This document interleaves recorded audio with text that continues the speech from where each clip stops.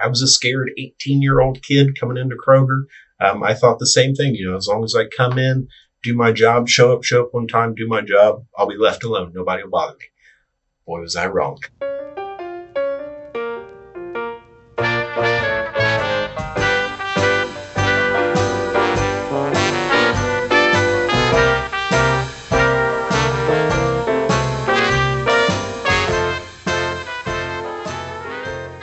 Hello and welcome to the second episode of UFCW 75, Frontline Labor.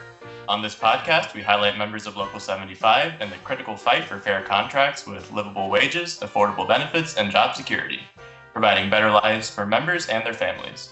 From supermarkets and dispensaries to food processing and packing plants, there is power in a union. To help us kick off this episode, we have with us Bryon O'Neal, a longtime union member and Secretary Treasurer of UFCW Local 75. Hi, Bryon. Thanks for being here with us today. How you doing, Thomas? Thanks for having me. Doing well. Good. Yeah, of course. How are you? Good. Good. So before we dive into your history with the union, could you tell us just a little bit about your current role as an officer of Local 75, what the position of Secretary Treasurer looks like, and what are some of the duties of that role? Okay. Well, the role of Secretary Treasurer is my current duty, as you said, an officer of the local union. It's mainly looking over the finances, the day-to-day business of the office, and overseeing the departments, the finance department, the clerical department, the representatives, overseeing the business of the union on a day-to-day basis. That's part of the responsibility, but then there's also the representational duties that I also hold, which are negotiating contracts, helping staff, training staff, working through grievances, dealing with companies. A lot of my duties nowadays deal with pensions and healthcare. Gotcha. And I imagine that's, a lot of roles. Sounds like, there's a lot that goes into that. What are some of kind of the biggest challenges that comes with that role?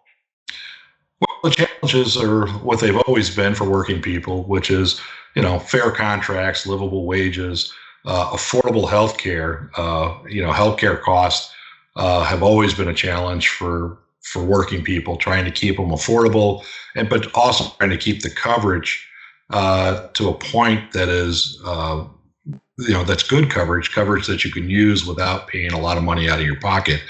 So there's a lot of back work that goes into that I know members don't see because a lot of it's data driven.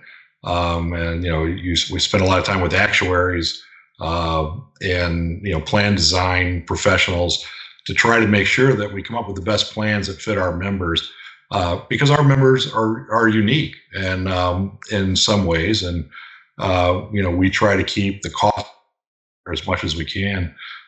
So that's one of the biggest challenges there is, of course, that, and then of course, getting fair wages has always been a challenge for working people. Right. Yeah. It seems like, we put in so much work to try and get a fair deal for the workers, but at the same time, a lot of the companies are almost putting in as much time as we are to take those fair deals away. So it's definitely kind of a constant fight. We definitely appreciate the work that you do on that front. And yeah, I kind of appreciate that rundown. I think it's really important for our members and for just the general public as well to have an understanding of how unions kind of work and operate. Because I think a lot of people really just don't know. They hear about the union, but they don't really know kind of what goes into the work that we do. So I appreciate you shedding some light onto some of that. Sure. So just to kind of bring it back now to your history. I wanted to talk a little bit about how you first got involved with UFCW, first as a member, then a union representative, and finally to being elected to your current position. Am I right that your time with UFCW actually predates the formation of Local 75? Yeah, Local 75 is a product of a merger that happened in 2009 with Local 911. We were Local 1099, and when we merged, the number Local 75 seemed to be the most appropriate because we have members from Toledo, top of 75, all the way to Lexington, Kentucky, which is the southern point for us on Highway 75. So, gotcha. Yeah. So when you were first getting started, I guess, what is it that brought you to the union? What was your job that you had? Well, when I first started, I started as a member, like a lot of our staff has.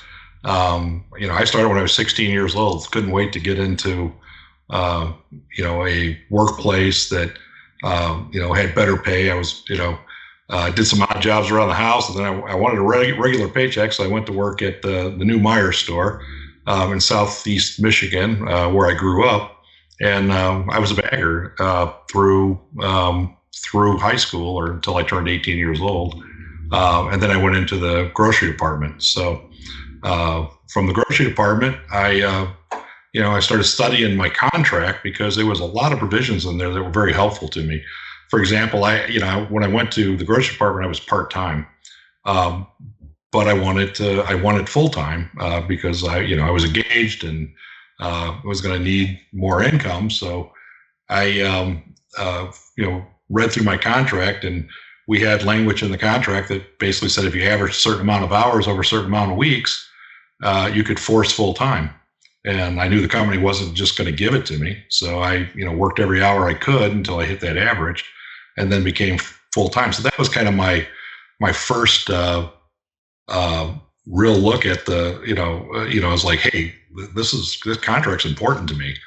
And then, later, of course, it became even more important when it came to claiming schedules and, making sure, that, the hours, I could get all the hours that I was entitled to. So.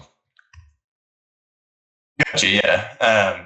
So after you had been a member for a while and had used your contract to be brought up to full time, how did you first get involved with, or I guess, how did you first get active with your union, kind of leading to being hired on? I was working, by then I'd worked full time on third shift in grocery. And we had a steward for quite a while. He had resigned, and there was a void. And, I guess I talked to my coworkers about the importance of the contract on a lot of different ways and at a lot of different occasions.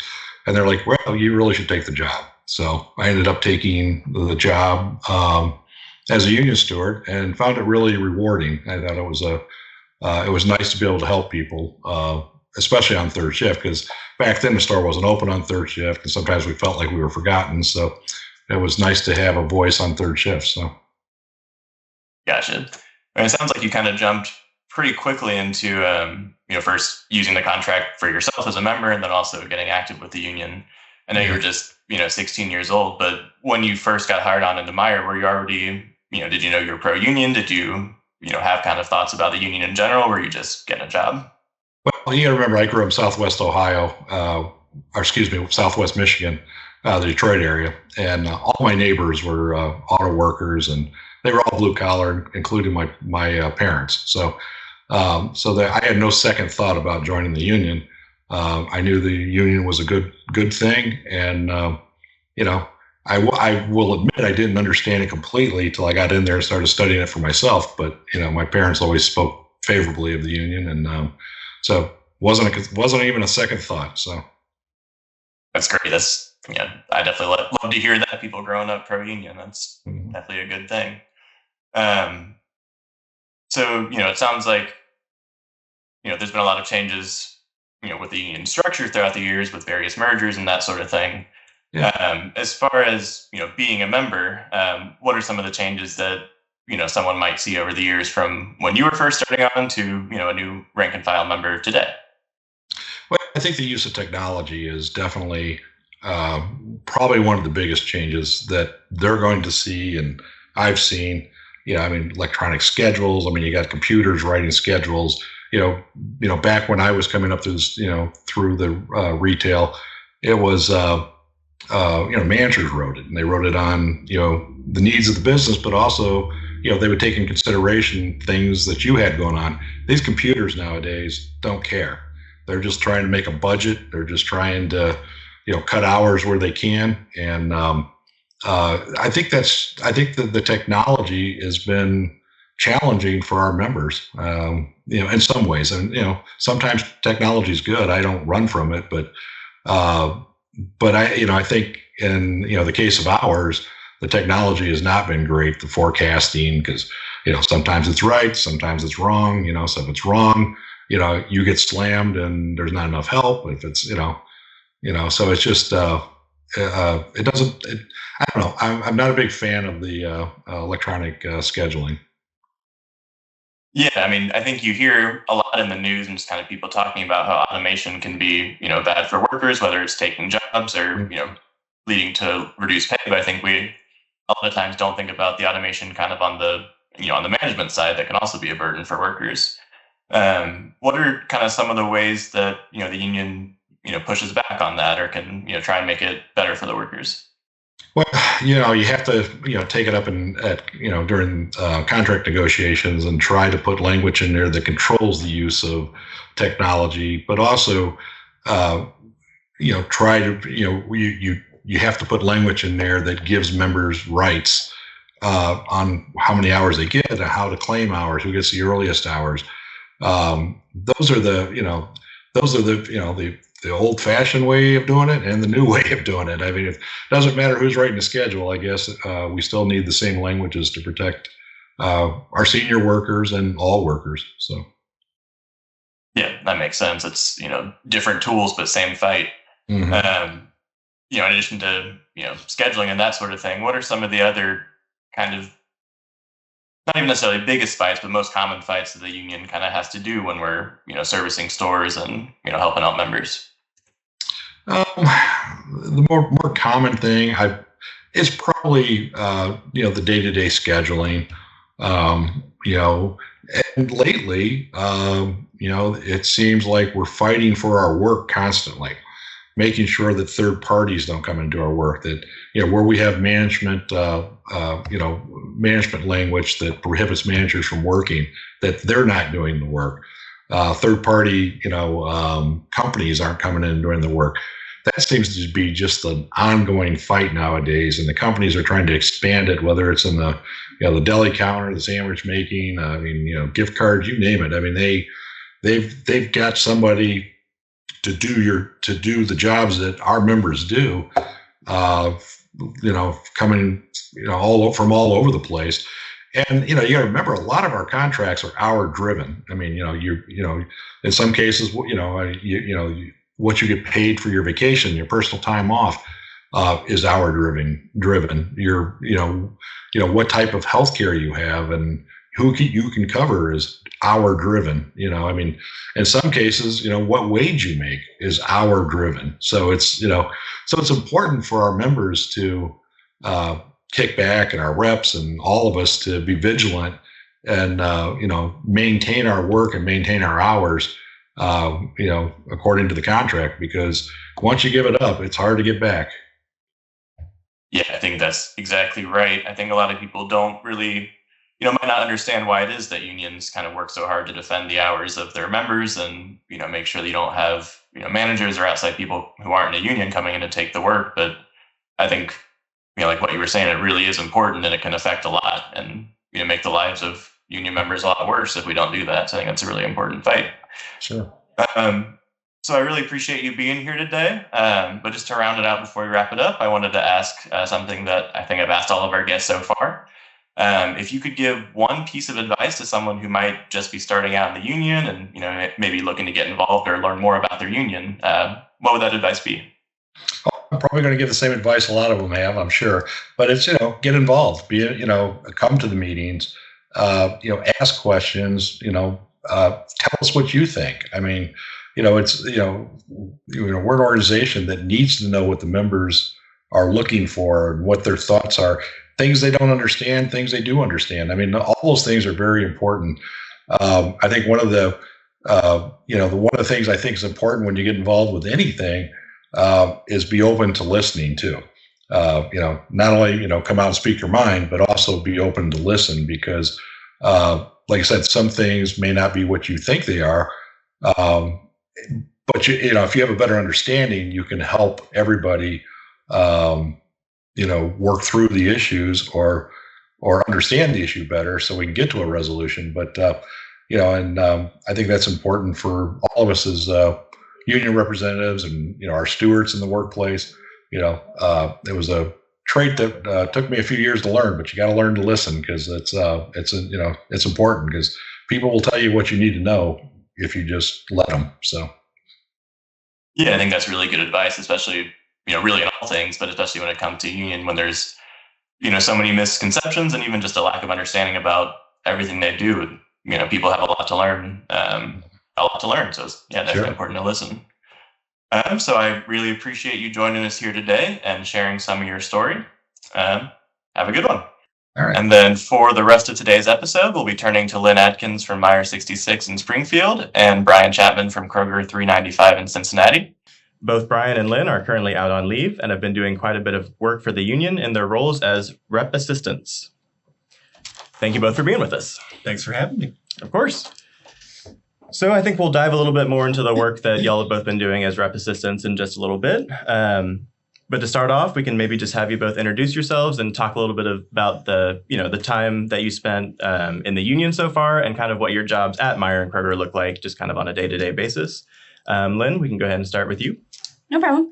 My name's Lynn Adkins. I'm a mom of giving birth to 3, raised 7.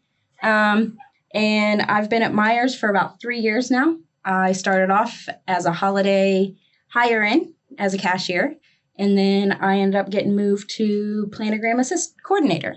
And that is basically where I take all the new product, put it out on the floor, and then rearrange the old product so it gets sold. So. Gotcha. Thank you very much.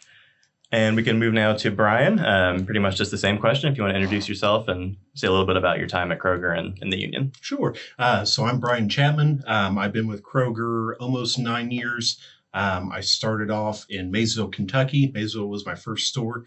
I started off as a little produce clerk, graduated to a bagger cashier. I'm currently a meat cutter at Blanchester Kroger. So I've been all around different stores on the east side of Cincinnati. I've worked grocery, deli, bakery, drug GM, click list, everything in between. There's not a whole lot I haven't done in Kroger land.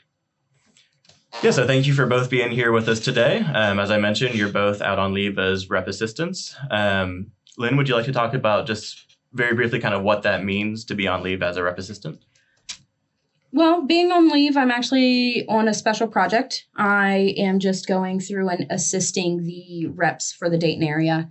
Being on leave is where you're pulled from your home store and actually paid through the union itself, and to do whatever is needed for you with the union. Is it helping with politics, or helping the assistants, whatever is needed of you.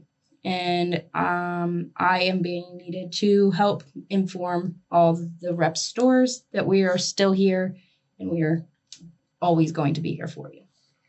Gotcha. Thank you very much. It's essential that when we have these unions, we have the people who are willing to really step up and take on some of that extra work to make things happen and help us fight back. So we really appreciate the work that both you and Bryon do on that front. So it sounds like you've both been, in your union roles for a little while. Before you came to, your current jobs and being in the union, did you have any experience working at a non-union shop? Several. Gotcha. We can go ahead and start with you then, if you want to talk about that a little bit. Well, I actually have worked, Meyer's is my first union job ever.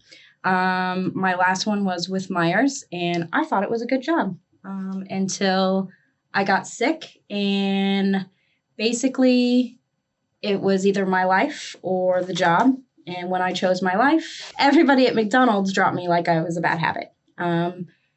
Lost friends, lost people that I was really close to because I chose my life and my family over a job that I was working 70 plus hours a week at.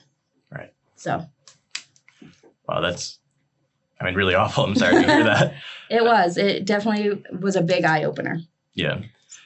I think that kind of sounds like a common theme of what we've heard about a lot of people who, working non-union jobs, that, things might seem to be going okay, but then something happens and there's no support and they just, only care about you for the work you do for them and nothing more. So, exactly. Yeah. And that's what the hardest thing is. Yeah.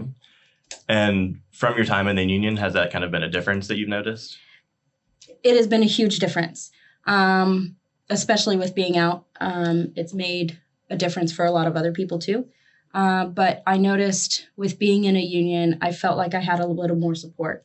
I didn't have to drive myself to get everything done because it wasn't necessary. I was okay with making sure everything was handled, but it wasn't handled to the point where it was risking me. Right. So. Yeah, I think that's a big benefit that unions have is just, when you have all of your coworkers at your back, then, things can be a little bit more fair. You're not just, expendable in the eyes of the boss to the same degree. So then, Bryon, I guess same question. Have you had any experience at a non-union shop? Yeah, so I've stayed with Kroger the whole time, but I've had a lot of extra jobs in between or stuff I've tried out. I worked in a government position for about 6 months. And you would think, working for the government, you're going to be treated really well. Your insurance is going to be great. Your pay is going to be great. And not so much. So the place I worked, I was talking about pay openly in the workspace, and obviously especially in a non-union place like that is very frowned upon. So I had a coworker while I was working there. She was very nice about it. She came up and she was like, "Hey, maybe, don't talk about wages here because you're good at, ruffling feathers, or you're ruffling feathers." I'm very good at ruffling feathers. And I took that to heart, because if you can't even talk about your pay and your work, if you can't talk about that, what else are you not allowed to talk about? And there were people that had worked there 20 plus years, and I was coming in at not that much less than those people who had been there 20 some odd years. Now, granted, they had a lot more vacation time accrued. They were already enrolled in insurance and had been for years. But me coming in, making what I was making and getting a raise after my probation period, and getting on the insurance, I had to pay more for insurance. I had to drive longer. So it was just it was a different experience overall. But there was definitely a big difference between working in a union and non-union shop. That wasn't my first experience in a non-union shop, but that was definitely the one that stuck out the most. Yeah, that definitely sounds eye-opening. I think it also just kind of draws attention. People might think, not everyone needs a union, like maybe a government job, but I think really makes it clear that everyone does need a union and could certainly benefit from one. I think a lot of times employers will try and create a culture where they're not talking about the wages or the benefits or, really anything related to that side of things. And I think having a union can really just, aside from all the real ability to fight, just having that openness and making, starting the conversation so they can't just pull one over on you and no one knows what's going on. So really appreciate that answer. So I think, you're both very involved in the union here. You're both out on leave as rep assistants and just very active in general. Did you kind of always know that you wanted to be active in the union, or was there either a certain moment that made you realize it, or did it just kind of gradually happen over time? We can go ahead with Lynn first. I actually did not think about it. In all honesty, my rep, Matt Brooks, just so happened to catch me one day being, I guess, overexcited about everything would be me, and helping members in the store. And I was just helping another coworker. They were having a hard day, and Matt came up to me and says, "I need you as a steward at my store." And that's how it got started. And then I went to my first steward meeting, and then they asked for volunteers for something. And I was like, sure, I'm not doing anything else. My kids are grown. They don't, they have their friends, their family. What else do I do? And then now here I am out on leave and enjoying it. That's really great. I think it sounds like it's just kind of from a desire to serve and help out, your coworkers. I think that's really admirable. What were some of the, kind of initial, I guess, tasks or responsibilities that you had as a steward? As a steward, it was basically just making sure that the employees I was working with were being treated fairly, making sure that nothing was going wrong, being the voice between the employees and the managers before it got to the point of grievances. and making sure that they knew the things that the union was handling and things we are doing for them. Not just here to protect their job if they do mess up, but to give them a way to go out and be with their friends and family at a cheaper rate. How to help make sure their kids are eligible to do their after school activities without having to pay as much because of the programs that the union offers for them. It was just making sure that people knew that the union was here for them, not just for the small things. Gotcha. Yeah, I think that makes sense. When people might think of what a union is, they might think wages and benefits, which is a huge part of it. But it's also just that support system, all the events, the sense of community, and just having, all those people at your back. So being and that's steward, what it is, to being someone behind you. Right. Yeah. Because day to day is hard enough, and it does take a village. Right. At the end of the day, that's what the union does. It brings everybody together to be that village. Yeah, I think that's exactly right. So Bryon, was there kind of a moment when you knew you wanted to be active, or gradual, or was it that moment at the government job? There's let me go way back. So both of my parents were involved in their OPSI AFSCME chapter. Both of my parents worked at school. Hi, Mom. Hi, Dad. My dad was chapter president and my mom was vice president. And Mom and Dad always told me, and I remember just catching tidbits here and there when they would come home talking about their meetings or contract negotiations or even being in the meetings because they're my ride home. And little old me just sitting in the corner and doing my homework.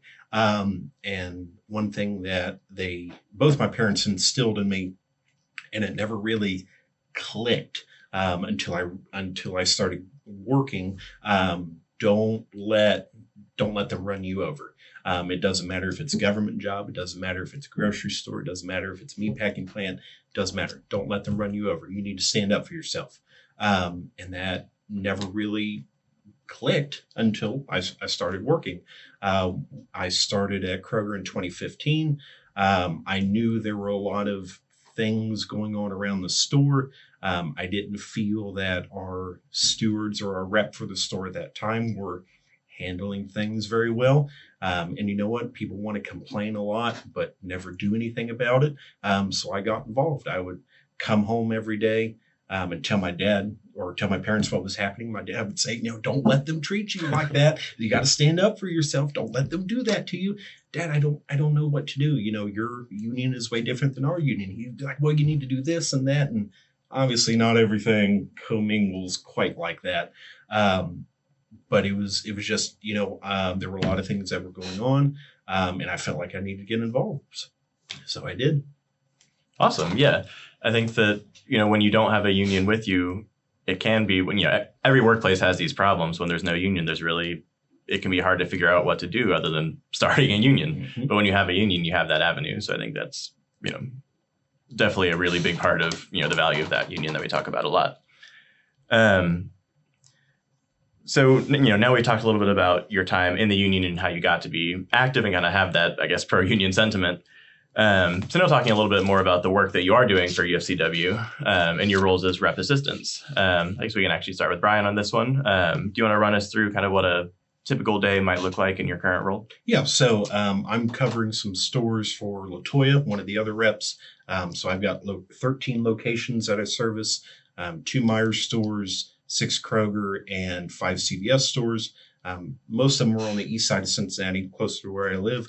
And it has really gotten me a good depth of feel for the job in general. So when I was on leave last year, I was out shadowing a lot of the other reps, west side of Cincinnati, Hamilton, Northern Kentucky, everywhere in between. And now that I have my own locations that I service and get to talk to a lot of different people, it really puts a new spin on. It really puts a spin on what goes on. I never thought that the reps had a 9 to 5 Monday through Friday job, but I never expected everything that went on behind the scenes. There's a lot, and you just got to make sure you're very organized. And I took a piece of advice from all the reps that they gave me. And I try and apply all that into the stores I service and the people I talk to. And I think it helps a lot, me telling people, even if I go into a Meijer or a CVS, I don't work at the same company, but I still work I still work at a grocery store. I understand. Can I relate as much to maybe the meatpacking people? No, maybe not. But can I understand a lot of maybe the gripes or grievances that you have, what you go through day to day? Yeah. And I think being out now servicing all the stores and talking to people, it really helps me understand a lot more of what goes on. Yeah, I think that it's a pretty good summary, of kind of the work you do. And it also kind of reminded me, like you said, the gripes might look a little bit different from workplace to workplace or department to department or even union to union. But at the end of the day, we're all workers, and we all have the same basic issues, which is that the bosses want more from us and want to treat us worse, and we want to stand up against that. So I think that's kind of definitely a common theme. So you talked a little bit about how the role of rep or rep assistant has a lot more involved in it than you'd kind of initially thought about. What are some of those things other than just being in the stores actually servicing? So if you just for example, if I go into a store. A lot of people might think, well, all you do is go around and you talk to everybody. You're a union therapist, and that's pretty much all you are. No, there's a lot more to it than that. Yes, I do go around. I talk to the members. I have to talk to management. If there's somebody that has an open grievance or concern of some kind, then I go talk to management. Store management, then I have to go talk to district HR or division HR, or I've got to go to other meetings or have to get involved in other activities, canvassing, grievance review, all kinds of things. It's not just going into the store asking everybody, hey, how you feeling? There's a lot more to it than that. And it gives me a new appreciation for everything that the reps do. This is not a 9 to 5 Monday through Friday job. There's a lot that goes into it, but I think it's good that I can go around, relate to people a lot, because if I talk to somebody that says, well, the union doesn't help me, and I haven't seen my rep in months or weeks or whatever. Okay, I can't justify what they did, or I can't change what they did, but I'm here now. Talk to me. And that's the same thing I tell everybody. I can't help you if you don't talk to me. And that's another thing that my parents taught me, being in those meetings, and hearing those conversations with my dad talking to other people or my mom talking to other people. You don't tell me what goes on. I don't know. And if I don't know, how in the world can I help you? I can't. Right. Yeah, I think that's exactly right. You have the union at your back, but you got to start that fight, when there's an issue. So yeah, Lynn, I know Bryon's more at the kind of southern end of our local. You're more in the middle of Dayton. What's kind of a day-to-day, a day in the life of Lynn as a rep assistant look like? Me, I'm a little different than him. I'm not as far along as he is, so I don't have my own individual stores that I'm taking over. I'm literally helping the reps in the Dayton area. So I'm hitting all the Krogers, Meijers, CVS's. And my job is literally to go in, make sure their boards are updated, make sure the members know that the union is here for them, not just to protect their jobs, but to do other things, help them download our app that we have available. Most people don't even realize we offer scholarships for for kids to go to after school programs. There's so many people that are like, no, it's just too hard to apply for. And it's not. It takes seconds to fill out the paperwork and then maybe write a short essay that says, hey, my kid's in this. He's been doing it for X amount of years, whatever. It takes seconds. And, it may not be a whole lot, but it could make a difference between your kid playing in that sport and you not letting them do it. There's so many different things that we offer and do for people that they just don't even realize it. And there are some people that have been doing right to work. I've been going down to Kentucky and helping them do that. And their first thing is, well, why should I pay dues? Well, your dues goes for more than just to protect your job. It goes for everything. And if you're not willing to back your employees for $8 or whatever your dues might be, then why should they back you? Most people don't realize the union is here because you make those choices. We get what you need in the contracts because you as a team want that in the contracts. Me, as a union rep or an assistant, doesn't make that choice. I can't tell you what's going to go on in your store. I can't tell you what's going to happen in Kroger's. That's what you guys are for. That's why we ask you questions. That's why we want you guys to be involved. And my job is to make sure that I do fill in between when the reps get there, and so they still know that we are a presence. We're always here for them, even if they don't see their reps every day. Yeah, I think that makes sense. At the end of the day, what a union is, workers coming together and, fighting together. So it only works if, people feel that sense of solidarity and are involved. So I think that's definitely a huge and important role to help people get involved like that. So we definitely appreciate the work that both of you are doing on that. So, you mentioned that there's a lot that both of you do, whether it's running into people who might not kind of understand what the union's about or just how broad the job really is. What are some of the challenges that you've run into, maybe other than what we've already talked about, during your work on leave with UFCW? And then also what's been some of the most rewarding parts of, the role? So I think time management is definitely the most challenging thing, whether, it's me servicing stores or Lynn going around. You cannot be in every store every single day. You cannot be in every plant every single day. And sometimes there are big fires to put out at these stores or other locations that you need to be there for. And it's time, you have to be very organized. Time management is crucial. And I learned that very quickly. Not that I've ever been a very unorganized person. I've always been pretty good with my time management. And I always thought, well, I'm going to have a hard time making a schedule for myself. That I need to wake up at this time and be here at that time. The schedule kind of writes itself. I really don't have to worry about that. There's not a whole lot of time in between much of anything, whether it be servicing the stores, political activism, or anything in between, that I just sit and twiddle my thumbs. There is little to no time for that. Now, the most rewarding part is just going in and talking to everybody. Some of the other stores that I've worked at in between or going to help out, Mason Montgomery, Amelia, Milford, some of the people that I have seen that I've helped and worked at those stores, and they go, hey, what are you doing here? Hey, I'm helping Rob out, or I'm helping LaToya out. Well, I didn't know you were involved like that. Yeah, I'm a steward at my store. And then they want to ask me questions. And then, oh, okay, well, here's, Rob's contact info, or here's LaToya's info, or here's Joe's info. And I think it's good, especially me being a steward, or even with Lynn being a steward, getting out, talking to people. The reps don't see every person every single day, but if you've got a little olive branch that you can extend to talk to people and maybe give them that little nudge. Or if there's people I'm sure you run into people too. You go into the store and they say, no, I don't want to talk to you. Oh, or yeah. I don't, I haven't needed the union, and I've worked here for 20 years and I haven't needed the union.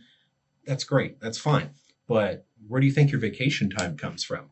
Where do you think your regular pay increases come from? Where do you think your protected medical leave or time off or anything like that comes from? And some of the calls or conversations that I have a lot of times with people, starting off are, well, hey, I never really brought this up before, but I'm dealing with this thing, can you keep it just between me and you? Yes, of course. I'm here to try and help you as much as I can. I'm not here to rub it in your face. Oh, you didn't need the union for 20 years. No, I'm here to try and help you as much as I can. But that circles back to, I can't help you if you don't talk to me. Yeah. Yeah, I think that makes sense. Lynn, same question to you. The hardest thing I have is people not understanding the union more than anything else, especially the people that have family members. Well, my dad's part of the union and he says it's pointless to do that. Why? Why is it pointless? Why does your dad feel that way?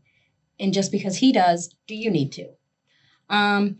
It's getting people to get their own opinions.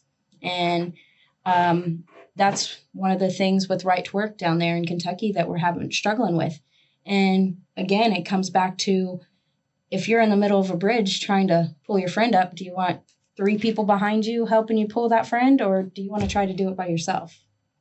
And that's what the union's for. We're here to back everyone. Just because you made the choice not to doesn't mean we're not going to still be here to help you. We want you to be behind us, but doesn't mean we're not going to still try to help you too.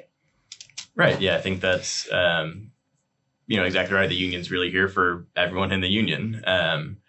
And I think a lot of times you'll have people who think, the union might not do anything for me, or I've never needed it, which, as you mentioned a little bit, isn't necessarily true because you have all the benefits and the wages and the contract. But even all that aside, you don't need the union until you need the union. And then you want the union on your side. And it will be on your side. It's there for you. So you've mentioned a little bit of trouble, especially kind of in Kentucky, which is a right to work state with, have to kind of explain the union a little bit more, get people signed up. Could you talk a little bit more about kind of what right to work is and what some of those differences are? And whoever would be better at this one, I don't know. Yeah. So the time I've spent in Northern Kentucky, so the Taft-Hartley Act states that no person can be compelled to join or not to join nor pay dues to a workplace union. And with Kentucky being a right to work state, any place that is unionized is what applies to that. So if it's Tyson, Kroger, Myers, CVS, or any other meat packing and processing plants down there, and it's not just with our local, it's with anybody else, other UFCW locals, Teamsters, UAW, that right to work encompasses the whole state. So when I started off in Kentucky, or when I started off at Kroger, Kentucky was not a right to work state. When I started in 2015, it was just like Ohio. You get hired on at Kroger, CVS, Meijer, what have you. Here, here's your paperwork. You're a union member. Get through your probation period. Poof, you're good. But all that changed. So now the state law is that you have to go through and do orientations with these people, and that you get 15 minutes with them to try and convince them to join. And I always take way longer than 15 minutes. I'm just a talker. That's the way it is. And I think a lot of people have the misconception again, well, if I don't join, I don't want to join because I don't need it. I don't need the union.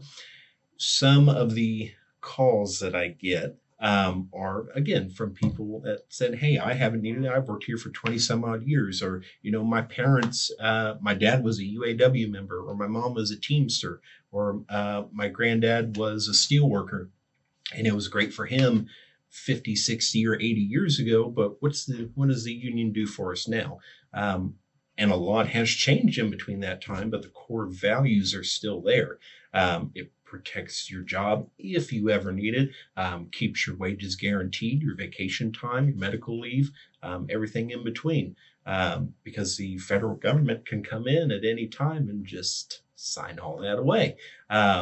If the minimum wage in Kentucky right now is $7.25 an hour. When I did an orientation, I think 2 weeks ago, I talked to 2 people that said, one of them said they used to work at Ace Hardware. I said, okay, just out of curiosity, don't mind me asking, what did you make there? She said just over $8 an hour, but after taxes, you're down to about that $7.25 an hour. Imagine trying to live on $7.25 an hour. Doesn't matter how young or how old you are. That is not feasible. I don't care what anybody says. You can pull out of the charts, graphs, statistics you want. It is not possible. Somebody else told me, I worked at McDonald's in Kentucky. All right, what did you make down there? A little over $8 an hour. After taxes, I'm down to about $7 an hour. It is not possible. I don't care what anybody says. And it's not just the pay working in a union shop that makes the difference. It's the everything that's behind it. Read your contract, get involved, download the app, look and see what kind of scholarships are available. College scholarships, family enrichment, childcare. There's discounts on concert tickets, movie tickets, all kinds of stuff. But you don't know unless you open it up, download the app, ask somebody. If you don't ask, you don't know. Yeah, I think that's right. And those right to work laws in the states that have them really just make the work of a union that much harder, makes it that much harder to make sure that workers are supported and have the rights that they need, to really be in a union in a meaningful way. And you'll often see those attacks on that sponsored by big business who doesn't want unions because they don't want to have to pay their workers, don't want to have to give them any rights, really. But I think that's kind of a good transition to our next question. We have seen over, in the last century, especially, a lot of attacks on organized labor, whether it's anti-union administrations, just money in politics, or even just, things like deindustrialization and changing workforce. There's been a lot of attacks on the union movement, but I think we are just starting to see kind of a resurgence, especially in enthusiasm for unions and, public opinion towards them. And that's even manifested, like in Michigan, they recently overturned the right to work laws. So their union movement is growing, especially in Michigan and Detroit, the heart of the auto industry. And we're hoping to really see that continue to spread throughout other parts of the country. So I guess my question, we can start with you, Lynn, would just be what kind of things have you seen as far as, growing enthusiasm for unions, and where do you see kind of the labor movement going in general? Well, I'm hoping to see the labor movement go to the point where we are a little more immersed as employees, because big bosses, yeah, they make the money. They started it. That's great. But would you be still sitting on that throne without the employees? And that's what the hardest part is. And a lot of people need to understand that we as employees do have a strength. We need to stick together and make sure that we are also valued, because without us, those companies would not survive. And most people don't realize that's what the union does. It makes us one strong unit. It makes us to where we are as strong as the person sitting at the top. Yeah, I think that's exactly right. At the end of the day, the workers are the ones who do all the work. The bosses need us to do the work for them. All they do is own our labor and get to call the shots, unless there's a union there to help kind of balance the scales. And I think the more people realize that, the more people are going to be willing to join their unions and be active in their unions and, really pick up the fight.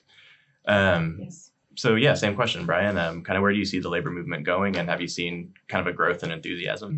Yeah, so when we were on the picket line with UAW last year at that Ford plant on the other side of Cincinnati, there was a lot of enthusiasm from the employees coming in and out of the plant, people driving through the road, truck drivers, your cars, everything in between. You're going to have some negativity, like with anything. But the overall atmosphere, I feel, was good.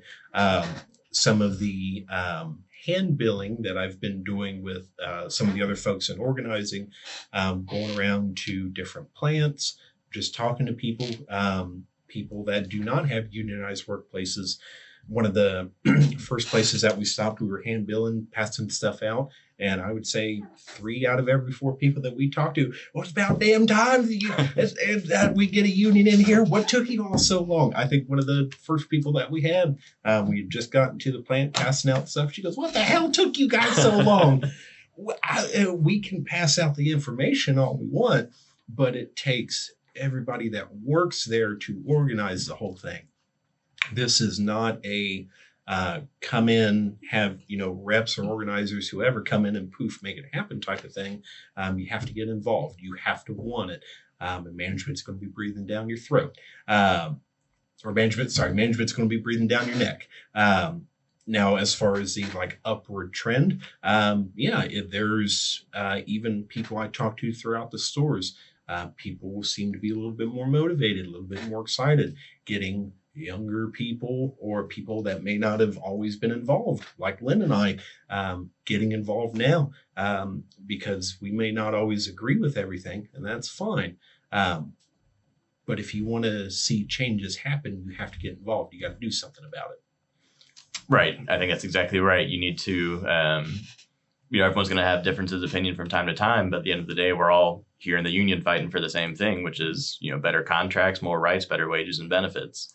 But also just kind of, you talked about the UAW strikes and kind of the level of support that we saw for that, standing in solidarity with them on the picket line. I think that's a really huge thing, as important as it obviously is to stand with our union brothers and sisters within UFCW. When you start seeing that kind of solidarity across unions, and even whether it's an organizing drive or just solidarity in general with workers everywhere, I think that's what really builds our power, kind of gets the bosses off their footing, and gives us a lot more power. They always say a rising tide raises all ships, and I think that's very much true, especially when it comes to the working class. And I think we're starting to see more awareness of that and more willingness to fight. 100%. So I appreciate you both being here, giving some of your time to help talk, to our members and the public to help kind of raise that awareness of unions that we're talking about. But just one more question before we wrap it up. We can start with you, Lynn. If you had to give any piece of advice to someone who might be just kind of starting out in the union, or maybe who's been in the union for a while but not all that active, kind of what would your advice be about how to get involved? Easy. Download the app would be my first step. As much as we do everything on our phones anyways, and as much as I hate electronics, and I want to deconnect, having the app, it literally breaks everything down for you. When we first got it, it wasn't really much to do, but now it is amazing when you jump on there. You see everything from I work in Ohio to I work in Kentucky to how you get involved with the polls and how you get involved with just the union. What's going on and what you can do for me is in there. How you can reach out to reps, how you can see what's the bulletin on your bulletin board. Because I know a lot of people don't go out to the break room and actually see what's on our bulletin board, the things that we're doing with our neighborhoods. And read your contract, because as much as the little words and the wording confuses me, the most important parts are the parts that you're going to understand. Your pays, your vacations, the benefits that you're getting. That's going to understand. The small print, the fine print, no one really pays attention to that until you absolutely need it. And that's what your reps are here for, is to understand those fine prints. Your job is to understand the major stuff that's really important to you. What will happen if you do this? What won't happen if they don't do that? It's just to be there for you. And that app gives you so much that you can actually look into to get involved. Yeah, I appreciate that. And I think, it is important people understand that, their contract is on the app. That's the easiest way to 100%. To read it. You can get the booklet, but it's right there in your pocket every day if you've got the union app. So thank you for that. No problem. And then Bryon, same question to you. So I think I'm going to piggyback off that is you have to read your contract. It's okay if you don't understand the whole thing. There's still a lot of things in there I don't understand. And me being a steward at the store, I'm the only steward there. So I have nobody else to ask in the store. So I call Rob a lot. And if I don't understand something, I'm going to ask. And I wish more members in all of these locations would take that to heart more. If you don't know something, you have to ask. I still call the other reps a lot because there's a lot of things I don't know. I don't think I will ever know every single little thing. But you have to get involved. If you don't know something, you got to ask. Read your contract, download the app. Informed people are dangerous people, right? Yeah. So how do you think most of these companies would react if you had even 75% of these unionized stores were well informed? Hey, in Krogerland, the schedule needs to go up at a certain time. You can't make any changes after this time. Vacation sheets are supposed to be posted here. Your vacations are laid out like that. You think management would have as much control or power over everybody that they do now? No, because everybody would be informed. And again, going back to what my parents told me, stand up for yourself. And that's what I tell everybody at the stores too. I was a scared 18-year-old kid coming into Kroger. I thought the same thing, as long as I come in, do my job, show up on time, do my job, I'll be left alone. Nobody will bother me. Boy, was I wrong.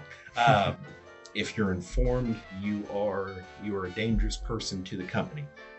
Be informed. Be a dangerous person to the company. Yep, I like that a lot. At the end of the day, like we said, the companies are just there to get more and more money out of us. So, we need to be informed so we can fight back. So I think that's exactly right. So thank you both for joining us here for our second episode of UFCW 75 Frontline Labor. With big business making it harder and harder on workers with each passing day, it's more important than ever that workers know what it means to be union, what it means to be part of a movement, and what it means to fight back. So it's great being able to talk to both of you today and hear some of your experiences with that fight.